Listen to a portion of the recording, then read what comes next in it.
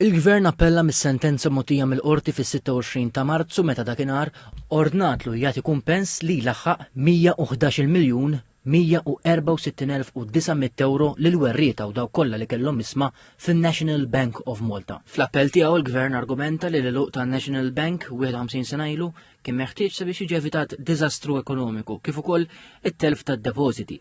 Qal illi dan l-intervent kien neċessarju sabiex jissalvagwardja l-faċilitajiet bankarji u l-impjiegi li kien issostni l-istess bank.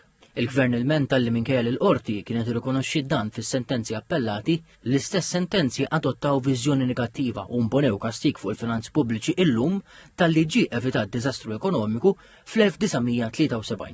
F'dan il-kuntest il-Gvern irrimarka li l-National Bank kien bank li kien jieħu riski li ma kienx jiflaħ għal-jom u saħansitra kellu 40% tal-portafol tas-self ma jitħallas meta kien dovut.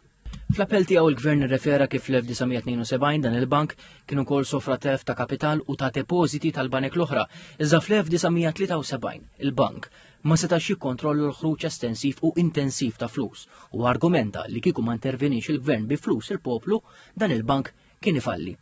Żied li l-azzjonisti ma kienux lesti jinvestu flushom mal-ġid tal-bank u lanqas ma kien hemm il-kundizzjonijiet meħtieġa biex il-Bank Ċentrali jaġixxi ta' lender of last resort li qal qatt ma jista' jwaqqaf depositor run u li skontu twassal biex in-nies iżjed jiġbdu flushom. F'dawn l-appelli l-Gvern semma li kienu s-sidien tan-National Bank stess li kienu stednuh biex jieħu l-bank fidejh għax qal dan kien fl-interess tagħhom ukoll biex bekk huma ma tilfux id-depożiti u l-faċilitajiet li kellhom mal-bank. Fl-appell il-Gvern il-menta li l-qorti kien timxi biss fuq espert wieħed u ma qisitx ix-xogħol ta' espert oħra minkejja li rikonoxxiet li x-xogħol tagħha kien validu u ma kritikatux. Qal illi l-esperta kienet ikkonkludiet li l-isma ta' National Bank fl-1973 ma kellhom ebda valur u li l-bank kien insolventi. Għaldaqstant il-Gvern qed jargumenta li kieku l-bank tħalla waħdu kien ifalli u jġib diżastru. Fl-aħħar nett il-menta wkoll mill-fatt li l-azzjonisti kienu fetħu dawn il-kawżi biss wara 18 sena u allura wara li kienu serħu rashom mill-faċilitajiet tal-istess bank bis-saħħa tal-Gvern.